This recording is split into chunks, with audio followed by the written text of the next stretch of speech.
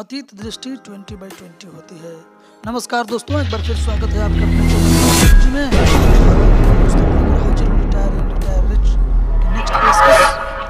ये अगला पार्ट 27 है इस पुस्तक का, और पीछे का जितने सारे पार्ट्स है playlist retire and retire rich में अवेलेबल है। अभी तक आपने नहीं देखे हैं तो उसको देखिए जाकर प्लेलिस्ट में, और चैनल को सब्सक्राइब करके वीडियो को लाइक कर दीजिए और अपने अपने ग्रुप में शेयर कर दीजिए, जिससे मेरा सपोर्ट हो सके और मैं आप लोगों को इसी तरीके से इंफोटेनमेंट ज्ञानवर्धक करता रहूं। और चलिए इस पुस्तक में देखते हैं। उससे पहले मैं एक चीज़ और बता दूं कि 3-4 प्लेलिस्ट और इस चैनल पे बना हुआ है। एक है सफलता का साधन, दूसरा है आत्मानुशासन की शक्ति, बहाना बनाना छोड़ दें। ये सारे के सारे प्लेलिस्ट में आप जाके पुस्तक को पढ़िए और अवलोकन करिए। मैं बहुत सारे रिसर्च करने के बाद जो बेस्ट पुस्तक होता है आप लोगों के लिए, वो आप लोग के सामने असिस्ट करता हूँ। तो चलिए शुरू करते हैं। अतीत दृष्टि 20/20 होती है। मेरे जिस दोस्त ने मेढक से शादी की थी, वह कुछ मूल्यवान सबक सीख सकते थे, बशर्ते वह यह कहने का फैसला नहीं करते रियल एस्टेट घटिया निवेश है। आप रियल एस्टेट में पैसे नहीं बना सकते। जब मैंने उससे पूछा कि उसने क्या सीखा,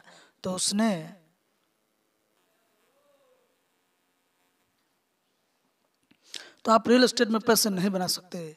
जब मैंने उससे पूछा कि उसने क्या सीखा, तो उसने गुस्से में बोली, एक सेकंड थोड़ा इसको पतला कर लेता हूँ।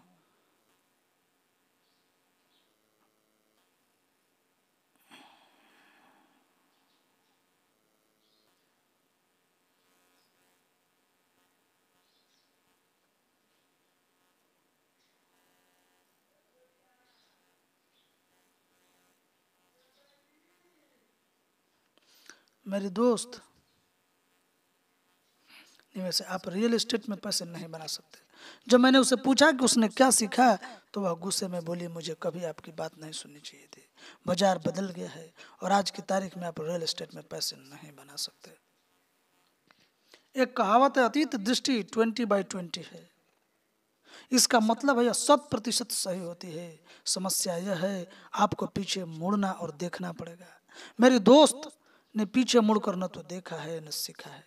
जब मैंने कदम उठाने के लिए उसे बधाई दी, तब भी उसे विश्वास था कि रियल एस्टेट घटिया निवेश है, जिसका मतलब है कि रियल एस्टेट में उसका कदम बहुत महंगा था, क्योंकि वह अपनी बेशकीमती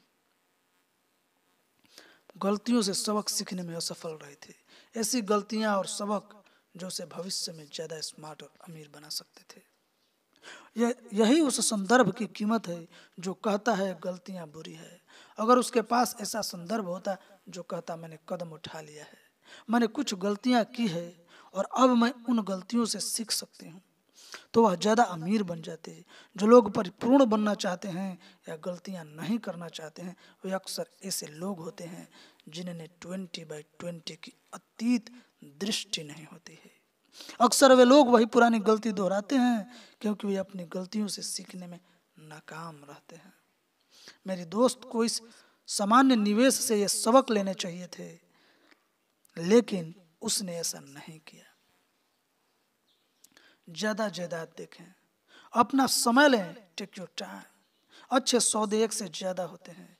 बहुत सारे लोग इसलिए खरीद लेते हैं क्योंकि उन्हें यकीन होता है कि सौदा उन्हें मिल रहा है। वही दुनिया का इकलौता सौदा है। किराए के बाजार के साथ साथ खरीदी के बाजार का भी विश्लेषण करें। एक से ज्यादा रियल एस्टेट सेल्समैन से बात करें। और दोस्तों, अपने क्षेत्र के सेक्टर में सफल होने के लिए किन किन चीज़ों को और किन किन टूल्स की आवश्यकता पड़ती है, सारे के सारे चीज़ डिटेल में समझाया गया है। ब्रेन ट्रेसी का एक पुस्तक है, सफलता का साधन। यानी सफल बनने के जो साधन हैं, आप सेल्स में हैं, आप बिजनेस में हैं, आप फाइनेंस में हैं, जिस सेक्टर में हैं, और आपको सफल होने के लिए जो चीज़ चाहिए, उसके विस्तार से टूल्स दिया गया है।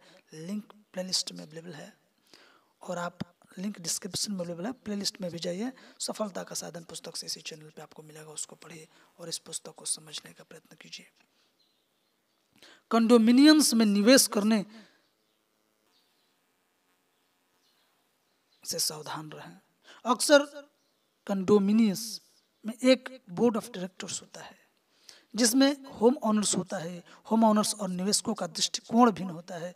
ज़्यादातर होम ओनर्स चाहते हैं कि उनकी जायदाद अच्छी हालत में रहे, इसलिए वे मेंटेनेंस पर बहुत ज़्यादा खर्च करते हैं। हालांकि अपनी जायदाद को अच्छी हालत में रखने और उसे बनाए रखना अच्छी बात है, लेकिन निवेशक निवेश के एक बहुत महत्वपूर्ण क्षेत्र यानी खर्च पर नियंत्रण गंवा देता है। 6, अगर खर्च कंट्रोल से बाहर है तो यह जायदाद के भविष्य में बिकने की कीमत को प्रभावित करता है। इसको समझिए। कभी भी इस उम्मीद में न खरीदें कि जायदाद की कीमत ऊपर ही जाएगी। जायदाद अच्छी और बुरी दोनों ही तरह की अर्थव्यवस्था में अच्छा निवेश होना चाहिए। जैसा अमीर डैडी हमेशा कहा करते थे, आपको लाभ बेचते समय नहीं बल्कि खरीदते समय होता है। Mind it. आपको लाभ कब होता है? खरीदते समय होता है। कभी भी भावुकता में बहकर निवेश न करें। जब आप अपना निजी मकान खरीदते हैं, कहा कि कभी भी भावुकता में बहकर निवेश न करें। कंट्रोल करिए अपने इमोशन पे। और जब तक आप अपने इमोशन को, कोई भी अगर भावना में आकर निर्णय लेते हैं, स्पेशली अगर फाइनेंस के सेक्टर में, तो दोस्तों आप जरूर धोखा खाएंगे और आप हानि कर बैठेंगे। इस चीज़ पे बहुत डिटेल से जानना चाहते हैं तो एक बुक और मेरे चैनल में है, आत्मानुशासन की शक्ति। उसको जाके डिटेल से पढ़िए कि किस तरह से इमोशन में निर्णय लेना हानिकारक हो सकता है। डिटेल से चीज़ों को समझाया गया है, तो आप प्लेलिस्ट में जाइए और उसको देखिए। तो भावुक होना ठीक है, लेकिन जब आप निवेश के उद्देश्य से जायदाद खरीदते हैं तो भावनाएं आपको अंधा कर सकती है। मेरी दोस्त रिटर्न ऑन इन्वेस्टमेंट के बारे में उतनी रोमांचित नहीं थी जितनी इस बारे में थी कि जायदाद समुद्र तट के पास था। उसने फाइनेंशियल स्टेटमेंट के बजाय समुद्र तट देखा। जायदाद को सुधारने के लिए वह ज़्यादा कुछ नहीं कर सकती थी। अगर आप जायदाद के मूल्य को बढ़ाने के लिए उसमें बदलाव या सुधार कर सकें तो इस तरह आप बहुत सा पैसा कमा सकते हैं। ऐसा शेयरों या म्यूचुअल फंड्स के मामले में नहीं किया जा सकता है। कई बार तो सिर्फ एक गैरेज बढ़ाने या एक अतिरिक्त कमरा बनवाने से ही आपकी जो रिटर्न पोर्टफोलियो है और उस पर जो होने वाला इन्वेस्टमेंट है वो काफ़ी बढ़ सकता है। 10, उसने इस अनुभव से नहीं सीखा। हालांकि यह तुलनात्मक दृष्टि से महंगा सबक है, लेकिन वह इस सबक से मिलियनों डॉलर कमा सकते थे, बशर्ते उसमें विनम्र बनने, सीखने और दोबारा कोशिश करने की प्रबल इच्छा होती। इसके बजाय उसने यह कहना पसंद किया कि आप रियल एस्टेट में पैसा नहीं बना सकते। किसी चीज को, दोस्तों, रॉबर्ट ही अपने पुस्तक रिच डैड पुअर डैड में बताया है कि किसी चीज को अगर आप कह देते हैं कि मैं ये नहीं अफोर्ड कर सकता, मैं ये कार नहीं ले सकता, तो आपका दिमाग पोस्टपोन कर देता है उस चीज को, उस विचार को सोचना। लेकिन अगर आप समझते हैं कि कैसे कर सकता है, मैं इसको कैसे ले सकता हूँ, मैं अपने संदर्भ को कैसे बढ़ा सकता हूँ जिस पुस्तक में बात किया गया है, तो आपका दिमाग है जो सोचने में अद्भुत मदद करता है। जैसा कि आप साइंस पढ़ते होंगे तो जानते हैं कि बेंजीन की खोज सपने में किए थे। उसके जो साइंटिस्ट थे सो गए और सपना देखे कि इस तरीके से फलक मार के सांप बैठा है। तो इस तरीके से आप अपने संदर्भ को हकीकत बनाने के लिए पहले अपने इमेजिनेशन में सोचिए, नए नए पुस्तकों को समझिए, उसको पढ़िए, और आप किस पे चाहते हैं पढ़ना उसके लिए कमेंट करके मुझे बताइए कि कौन सा पुस्तक आपके लिए मैं अवेलेबल कराऊं। गलतियां आपकी दृष्टि सुधारते हैं। हजारों निवेशक के विश्लेषण में समय लगाने में मेरी दृष्टि धीरे धीरे सुधर गई। जब भी मैंने किसी जायदाद को खरीदने के लिए ऑफर दिया तो हर बार मैंने कुछ सीखा। हालांकि मेरे कई ऑफर्स की या तो हंसी उड़ाई गई या उन्हें सीधे साधे नकार दिया गया। हर बार जब मैंने किसी बैंकर से फाइनेंसिंग करवाया तो मैंने हर बार कुछ न कुछ सीखा। जब मैंने कोई जायदाद खरीदी तो हर बार मैंने कुछ नया और मूल्यवान सीखा, फिर भले ही मैंने उस जायदाद में नुकसान उठाया हो।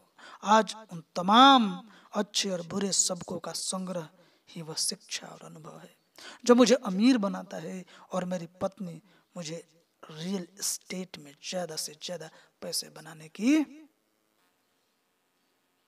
अनुमति देता है।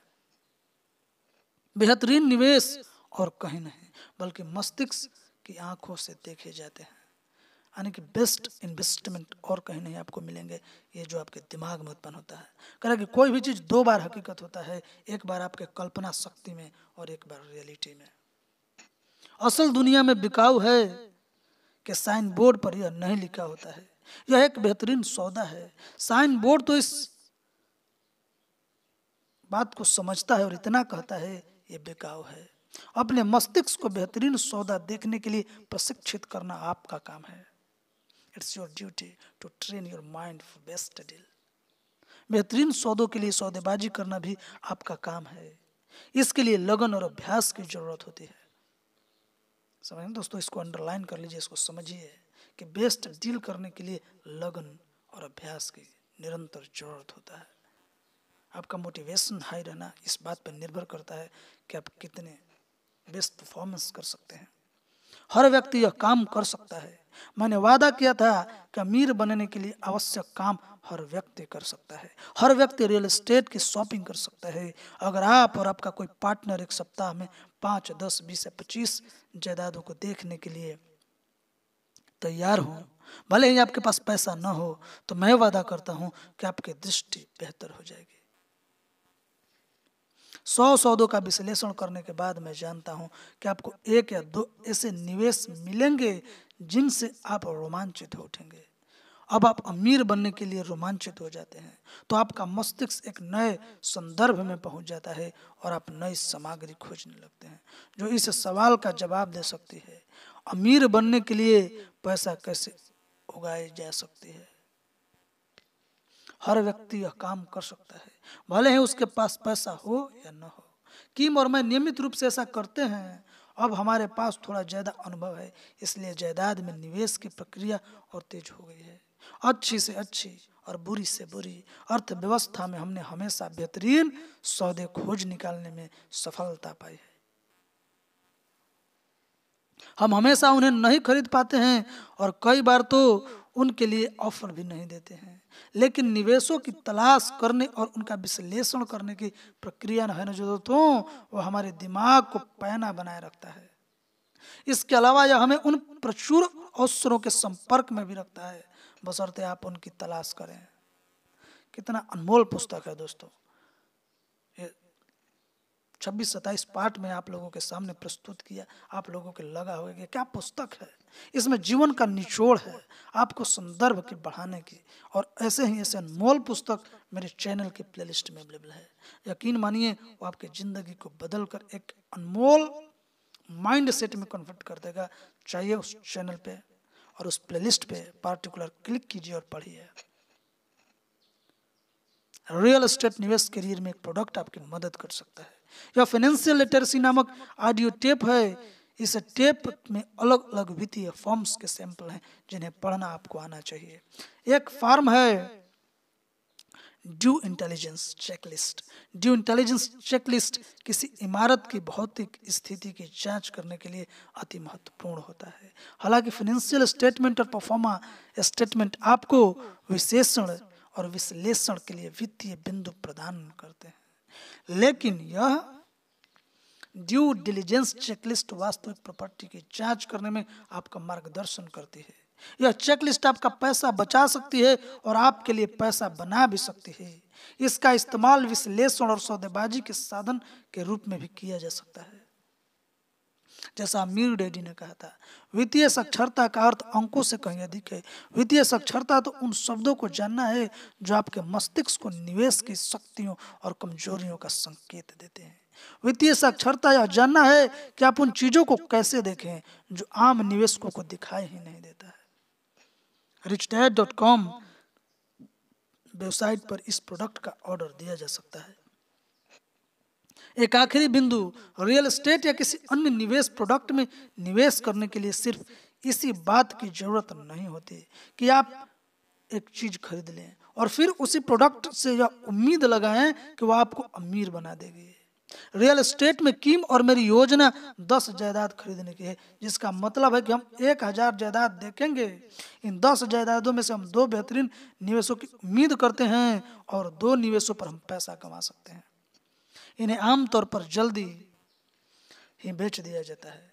अब 6 निवेश बेचेंगे जिनमें हमें यह या तो बेहतर बनना होगा या फिर बेचना होगा।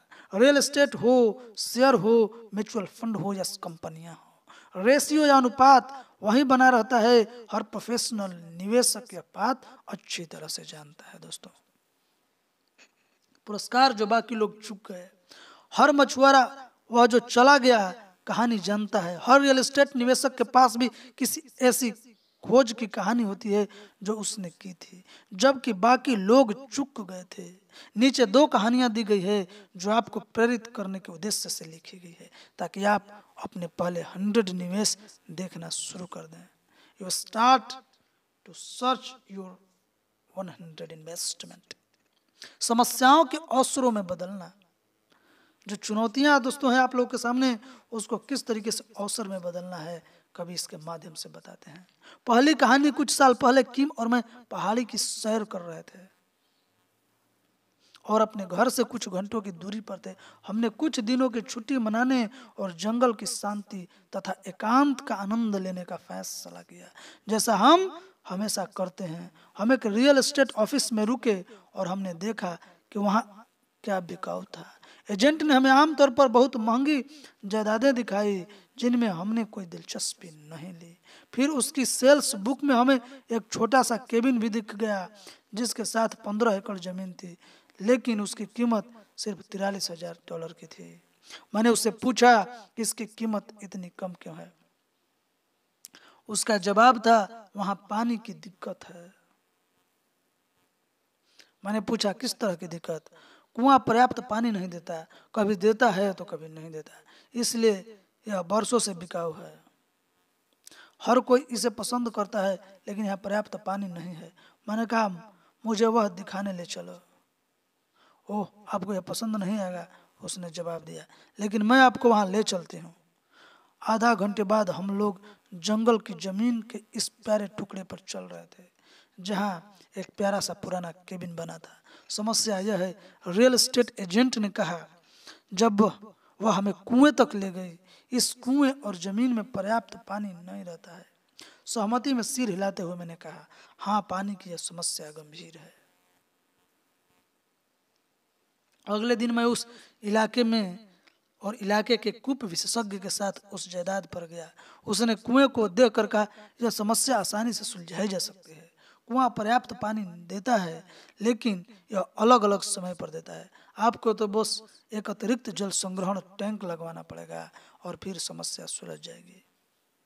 जल संग्रहण टैंक का खर्च कितना आएगा, मैंने पूछा। उसने कहा, 3000 गैलन टैंक का खर्च इंस्टॉलेशन सहित $2300 आएगा। मैंने सिर हिला दिया। एक बार फिर मैं रियल एस्टेट ऑफिस पहुंचा और अपना ऑफर दिया। मैं इस प्रॉपर्टी के लिए $24,000 देने के लिए तैयार हूँ।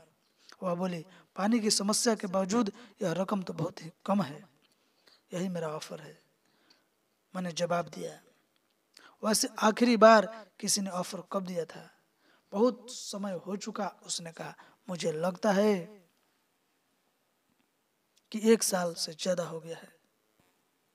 उस रात को एजेंट ने फोन करके कहा, मुझे यकीन नहीं हो रहा है कि आपका ऑफर स्वीकार कर लिया गया है।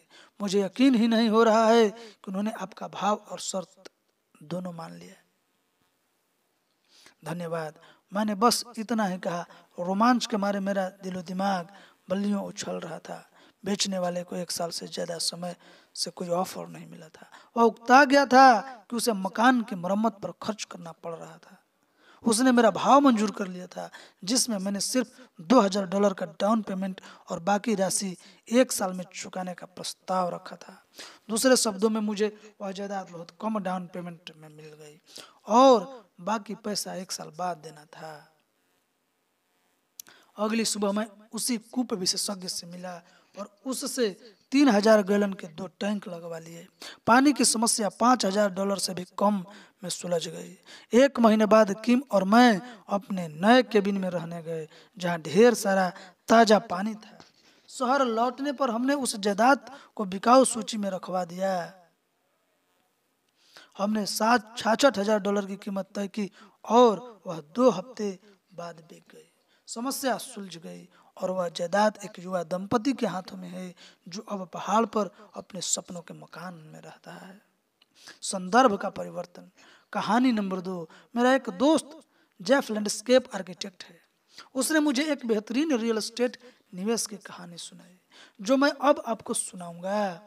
जेफ ने शुरू करते हुए कहा, लगभग 1 साल पहले एक महिला ने आकर कहा, मेरे पास 40 एकड़ जमीन है और मैं चाहती हूं कि आप उसे देख लें। उसने ऑप्शन पर यह जमीन $2,75,000 में खरीदी थी। जिस छोटे कस्बे में यह जमीन था वह किसी भी तरह के डेवलपमेंट के खिलाफ था। समझ गए ना दोस्तों? मैंने पूछा, उसने आपको क्यों बुलाया? वह चाहती थी कि मैं भविष्य में एक सपना तैयार करूं, कस्बे के लिए मैं और जायदाद के लिए भी। उसने टीम में एक पूर्व नगर नियोजक को भी रख लिया था। मैंने पूछा, फिर क्या हुआ? उसने कहा, हमने ड्राइंग्स तैयार कर लिए, भविष्य के लिए अपना प्रस्ताव तैयार किया और इनके साथ हम सिटी काउंसिल के सामने गए। हमें 3 बार ठुकराया गया। क्यों? सिटी काउंसिल की कुछ चिंताएं थी और हमसे बार बार हमारे ड्राइंग्स और प्रस्ताव को रिवाइज करने की बात कहा किया करते थे। वो आपको बार बार बुलाते रहे। कमोबेश वास्तव में हम उनकी चिंताएं पूछते रहे और बार बार उन्हें दूर करने की योजना तथा ड्राइंग्स लेकर जाते रहे। आखिरकार काउंसिल ने हमारी योजना को सहमति दे दी और हमने उस जायदाद की जोनिंग बुलवाकर कृषि से कमर्शियल करवा लिया। उन्होंने आपकी जायदाद की जोनिंग बदलने की अनुमति दे दी।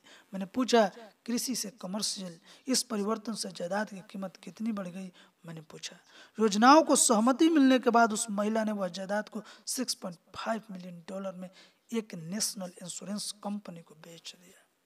अब वहां एक बड़ा होटल बन रहा है। इस प्रक्रिया में कितना समय लगा? मैंने पूछा। कुल 9 महीने, जेफ ने कहा। उसने मुझे और नगर नियोजक अनुबंध के अनुसार 25 + $25,000 दिए। तो उसने $50,000 खर्च किए और लगभग $6 मिलियन का फायदा कमाया। मेरी सांस तेजी से निकल गई। मेरे दोस्त जेफ ने मुस्कुराकर सिर हिलाया। उसने उस जायदाद को बरसों से रोक कर रखा था। हर एक ने इसकी ओर देखकर कहा था कि वह बहुत ज्यादा महंगी है, लेकिन वह उस चीज को देख सकते थे जिसे हम अपनी आंखों से, अपने दिमाग से नहीं देख सकते थे। और उसने व्यवसायिक अंदाज में हम सभी को सिखा दिया कि हमारी नाक के नीचे क्या है। मैंने पूछा, क्या आपको इस बात का बुरा लग रहा था कि आपको सिर्फ $25,000 मिले? नहीं, मैंने जितना काम किया उतना मुझे पैसा मिला। इसके अलावा मैंने इतनी ही राशि का अनुबंध किया था और पूरा जोखिम उसका था। Whole tax is his. अगर जायदाद की जोनिंग नहीं बदलती तो उसका पैसा डूब जाता, लेकिन मैं हमेशा इस बात के लिए कृतज्ञ रहूंगा कि उसने मुझे भविष्य दृष्टि दी। उसने मुझे वह देखना सिखाया जो मैं कभी नहीं देख सकता था। उसने मुझे वह प्रचुरता से देखना सिखाया जो हम में से हर एक के सामने रहती है, बशर्ते हम उस देखने के लिए अपनी आंखों और मस्तिष्क को प्रशिक्षित करने का समय लगाएं। उसकी नई वास्तविकता के लिए उसे बधाई देते हुए मैंने कहा, आपने अपने $25,000 की फीस से ज्यादा मूल्यवान चीज हासिल कर ली है ना? जेफ ने मुस्कुरा कर कहा, हाँ सचमुच, इससे ज्यादा मूल्यवान चीज नगर नियोजक को लगता है कि उसका शोषण हुआ है, लेकिन मुझे ऐसा नहीं लगता है। मैंने हमेशा आपकी बातें सुनी थी जब आप अमीर डैडी के संदर्भ और वास्तविकता के बारे में बात करते थे, लेकिन मुझे इन शब्दों का मतलब ज्यादा समय और ज्यादा समझ में नहीं आता था। अब आ गया है। मुझे इस बात का एहसास हुआ है कि अपने संदर्भ से मैंने हजारों डॉलर के बारे में जो सोचा है, मुझे एहसास हो गया है कि वह ज्यादा अमीर इसलिए है क्योंकि उसका संदर्भ ज्यादा बड़ा है और वह मिलियनों डॉलर के संदर्भ में सोचती है। मुझे यह भी एहसास हुआ है कि मैं अब भी वह क्वाड्रेंट से सोचता हूँ, इस क्वाड्रेंट से दोस्तों, इस सेल्फ एम्प्लॉयड, और वह भी तथा आई क्वाड्रेंट से सोचती है। भले ही उसने मुझे कोई फीस नहीं दी होती, लेकिन मैंने जो सीखा है वह बेशकीमती है, क्योंकि इसने मेरी जिंदगी हमेशा के लिए बदल दी है। उसने मुझे सिखाया है कि अमीर कैसे बनना है। रियल एस्टेट का जोन बदलवाना संदर्भ का परिवर्तन है। गरीब और अमीर का परिवर्तन भी संदर्भ का परिवर्तन ही है। हर व्यक्ति यह कर सकता है बशर्ते वह करना चाहे। आप पैसा कहाँ रखें, अपना पैसा कहाँ रखें? दोस्तों एक बार फिर मेरा रिक्वेस्ट आपसे है कि यहाँ तक वीडियो विश्लेषण के माध्यम से मेरे साथ आए हैं, इसका मतलब कि वीडियो अच्छा लग रहा है आपको, वीडियो का जो इन्फॉर्मेशन है उसको आप अच्छे से समझ रहे हैं, तो चैनल को जरूर लाइक सब्सक्राइब करके वीडियो को लाइक कर दीजिए और अपने अपने ग्रुप में शेयर कीजिए, फेसबुक ग्रुप में शेयर कीजिए, व्हाट्सएप पे शेयर कीजिए। कमेंट करके मुझे बताइए कि किस पे और वीडियो मैं आप लोगों के सामने प्रस्तुत करूं, क्योंकि ये पुस्तक जो है जल्द खत्म होने वाला है। किशोरावस्था में डोल्फ डेरूस ने अमीरों का बृहद अध्ययन किया। 17 साल की उम्र में उन्होंने एक शोध किया जिससे उन्हें पता चला कि ज्यादातर अमीर लोग अपना पैसा रियल एस्टेट में बनाते हैं और उनकी कमाई हुई ज्यादातर दौलत रियल एस्टेट में निवेशित रहती है। अमीर डैडी भी यही करते थे।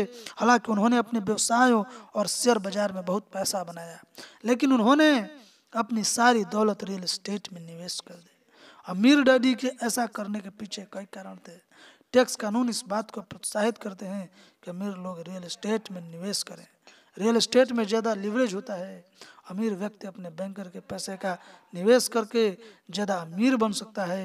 रियल एस्टेट से होने वाला आमदनी निष्क्रिय आमदनी होती है जिस पर सबसे कम टैक्स लगता है। अगर जायदाद बेचने के कारण कैपिटल गेंस हो तो इस पर लगने वाला जो टैक्स है वर्षों तक टाला जा सकता है और निवेशक उस पैसे का दोबारा निवेश कर सकता है जो अन्य स्थितियों में उसे सरकार को देना पड़ता है। रियल एस्टेट निवेशक को उसकी संपत्ति पर ज्यादा नियंत्रण देती है। यह पैसा पार करने के लिए ज्यादा सुरक्षित जगह है बशर्ते निवेशक जानता हो कि पैसे और जायदाद का प्रबंधन कैसे करना है।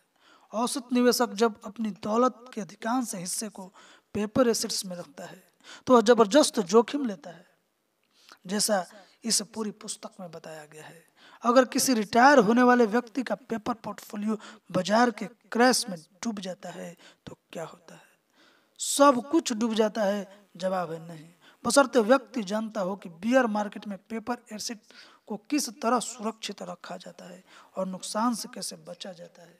अगर आप अपनी दौलत पेपर एसेट्स में खरीद रखना चाहते हैं तो अगला अध्याय आपके लिए बहुत ही महत्वपूर्ण होने वाला है।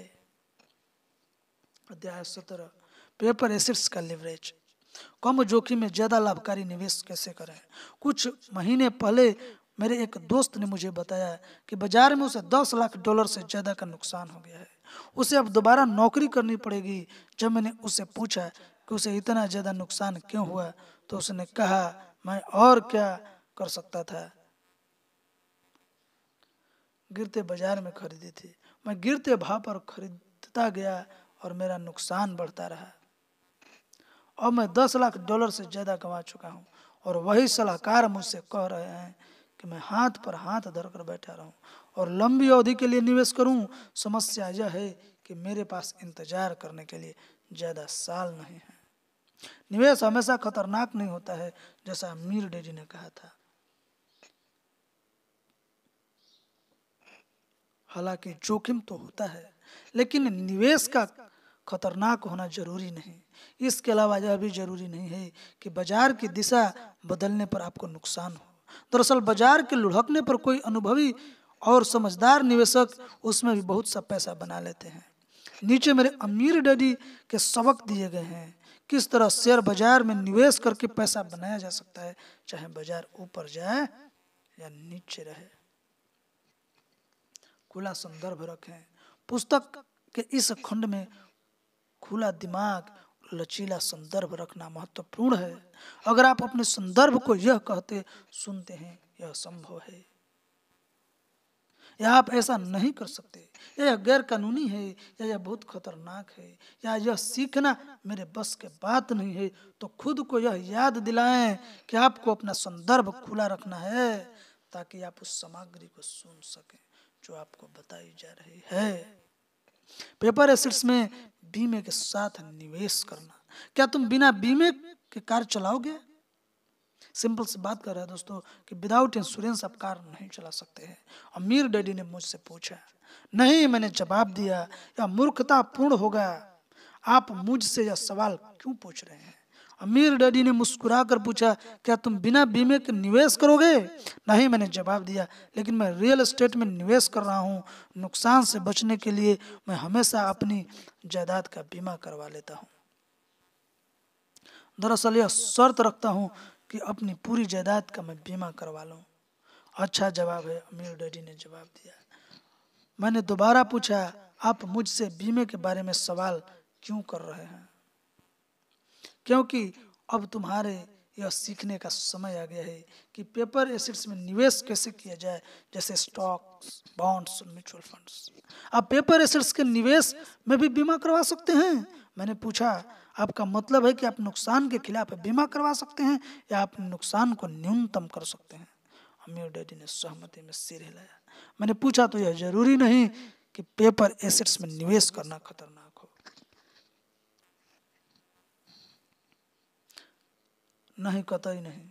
अमीर डैडी ने कहा, यह जरूरी नहीं कि निवेश करना खतरनाक हो, बशर्ते आप जानते हो कि आप क्या कर रहे हैं। लेकिन क्या औसत पेपर एसेट्स निवेशक के लिए निवेश करना खतरनाक नहीं है? मैंने पूछा, क्या औसत निवेशक बिना बीमे को निवेश नहीं कर रहा? अमीर डैडी ने एक बार फिर सिर हिलाया और मेरी आंखों में देखते हुए बोले, इसलिए तो मैं तुमसे यह सिखा रहा हूँ। मैं नहीं चाहता हूँ कि एवरेज निवेशक बनो। औसत निवेशक औसत आंकड़ों में दिलचस्पी लेता है, इसलिए वह औसत होता है। इसलिए शेयर बाजार में एक डाउ जोन्स इंडस्ट्रियल एवरेज होता है। औसत सिर्फ औसत लोगों के लिए होता है, इसलिए इतने सारे लोग अपने वित्तीय सलाहकार की बात सुनते हैं और यह सुनते ही रोमांचित हो जाते हैं। क्यों? क्योंकि बाजार पिछले 40 साल से 12% का औसत लाभ दे रहा है। यह म्यूचुअल फंड पिछले 5 साल से 16% औसत लाभ दे रहा है। औसत निवेशकों के औसत आंकड़े पसंद होते हैं। मैंने पूछा, औसत आंकड़ों में क्या गलत है? दरअसल कुछ नहीं, अमीर डैडी ने कहा, लेकिन अगर आप अमीर बनना चाहते हैं तो आपको औसत से बहुत बेहतर बनने की जरूरत है। मैंने पूछा, औसत आपको अमीर बनने से क्यों रोकता है? क्योंकि औसत आंकड़े लाभ और नुकसान को मिलाकर निकाले जाते हैं। अमीर डैडी ने कहा, उदाहरण के लिए, हालांकि यह सच है, शेयर बाजार पिछले 40 सालों से ज्यादा समय से औसत के हिसाब से ऊपर जा रहा है, लेकिन दरअसल यह इस दौरान कई बार ऊपर गया है और नीचे भी आया है। तो उससे क्या? मैंने कहा, क्या ज्यादातर लोग यह बात नहीं जानते हैं? हाँ, ज्यादातर लोग यह बात जानते हैं। अमीर डैडी ने कहा, लेकिन नुकसान क्यों उठाना जब उसकी कोई जरूरत नहीं हो? औसत निवेशक बाजार के ऊपर जाते समय पैसे बनाते हैं और बाजार के लुढ़कने पर पैसे गंवाते हैं, इसलिए वे औसत होते हैं।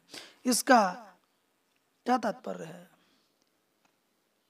अगर बाजार ऊपर जाने पर आप पैसे कमाएं और बाजार लुढ़कने पर भी आप पैसे बनाएं, यह बहुत अच्छा होगा। मैंने जवाब दिया। लेकिन परिष्कृत निवेशक क्या करते हैं? मैंने पूछा, क्या वे औसत का प्रयोग नहीं करते हैं? हाँ, वे औसत का प्रयोग करते हैं, लेकिन वे अलग औसत का प्रयोग करते हैं। मैं यहाँ पर यह बात कह रहा हूँ कि औसत निवेशक सिर्फ यह जानता है कि बुल मार्केट में पैसा कैसे कमाना है, लेकिन यह सुनकर खुश होता है कि बाजार औसत के हिसाब से वर्षों से ऊपर जा रहा है। परिष्कृत सोफिस्टिकेटेड निवेशक औसत जानकारी की तलाश नहीं करता है। उसे दरअसल यह परवाह ही नहीं होती कि बाजार औसत के हिसाब से ऊपर जा रहा है या नीचे, क्योंकि वह किसी भी तरह बाजार में पैसे बना सकता है। मैंने पूछा, आपका मतलब है उसे कभी नुकसान नहीं होता है? नहीं, मैंने यह नहीं कहा। सभी निवेशकों को कभी न कभी नुकसान का सामना करना पड़ता है, लेकिन मेरा मतलब यह है कि परिष्कृत निवेशक चढ़ते और गिरते दोनों तरह के बाजारों में जीतने में सक्षम होता है। औसत निवेशक के पास सिर्फ चढ़ते बाजार में जीतने की रणनीति होती है और वह गिरते बाजार में नुकसान उठाता है। परिष्कृत निवेशक जो होता है ना दोस्तों, इस तरह के वित्तीय नुकसान को पसंद नहीं करता है जो औसत निवेशक को होता है। परिष्कृत निवेशक हमेशा सही नहीं होता है और उसे भी नुकसान हो सकता है। लेकिन फर्क यह है कि उसके प्रशिक्षण, योग्यताओं, साधन और नीतियों के कारण उसका नुकसान आमतौर पर काफी कम होता है और उसका लाभ आम निवेशक की तुलना में काफी ज्यादा होता है। वर्षों तक यह मुझे अजीब लगता रहा, लोग अपनी मेहनत की कमाई का निवेश करते हैं लेकिन निवेश करना सीखने में ज्यादा समय नहीं लगते। अमीर डैडी के साथ इतने बरस रहने के बाद मैं यह कभी नहीं समझ पाया कि इतने सारे लोग जिंदगी भर कड़ी मेहनत क्यों करते हैं। इसके बजाय वे अपने पैसे से अपने लिए कड़ी मेहनत करवाना क्यों नहीं सीखते हैं, और जब वे अपनी मेहनत की कमाई का शेयर बाजार में निवेश कर देते हैं तो नुकसान से बचने के लिए कोई बीमा क्यों नहीं करवाते और खुद ही सारा जोखिम लेने के लिए इच्छुक क्यों रहते हैं। मैंने अपने गरीब डैडी के बारे में सोचा, जिन्होंने कड़ी मेहनत की थी और जो हमेशा कहते थे निवेश खतरनाक होता है। वे बिना किसी निवेश संबंधी शोध या प्रशिक्षण के यह बात कहा करते थे। अमीर डैडी ने मुझे सिखाया कि रियल एस्टेट सुरक्षित तरीके से निवेश कैसे किया जाए, और अब वे मुझे सिखा रहे थे कि पेपर एसेट्स में सुरक्षित तरीके से निवेश कैसे किया जा सकता है।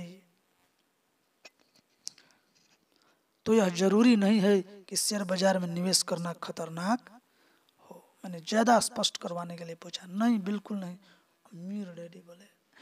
फिर भी लाखों करोड़ों लोग बिना किसी शिक्षा या नुकसान के, बिना किसी बचाव के निवेश करते हैं और इसी कारण वे खतरनाक निवेशक बन जाते हैं।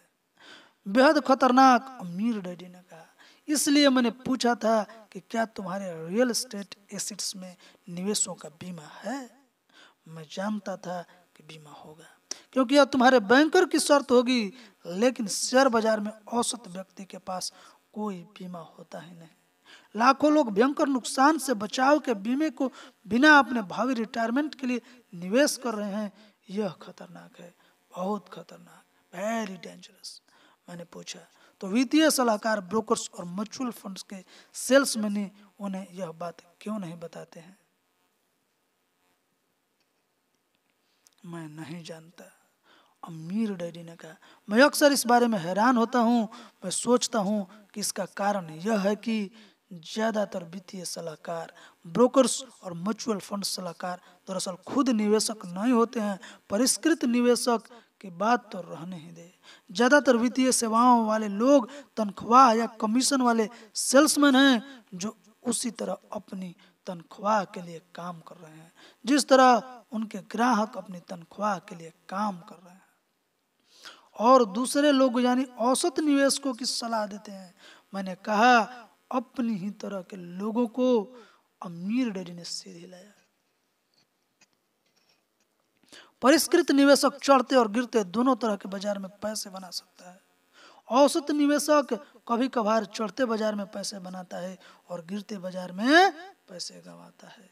फिर बहुत सा पैसा गंवाने के बाद औसत निवेशक अपने सलाहकार के पास जाकर पूछता है अब मैं क्या करूं। मैंने पूछा और उनका ब्रोकर क्या कहता है। वो अक्सर कहता है शांत रहो, बाजार कुछ महीने में सुधर जाएगा, या फिर वो कहता है और खरीद कर एवरेजिंग कर लो।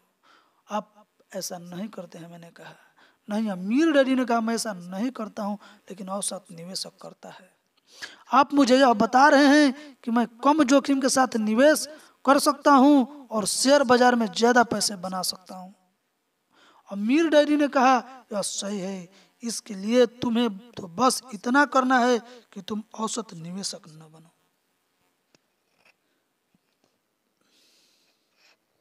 शब्द जो आपको अमीर बनाते हैं। तो दोस्तों आज इस एपिसोड में इतना ही। नमस्कार, थैंक यू, धन्यवाद। अपना ख्याल रखिए। और यूपी में आज प्रथम चरण का इलेक्शन है, वोटिंग जरूर कीजिए। तब तक के लिए मुझे दीजिए इजाजत। अगले वीडियो में फिर मिलेंगे। चैनल को सब्सक्राइब नहीं किए हैं तो अभी तक क्यों नहीं किए हैं, कमेंट करके मुझे बताइए। वीडियो को लाइक कर लीजिए और फटाफट अपने ग्रुप में शेयर कर दीजिए। एक बार फिर बोलिए जय श्री राम।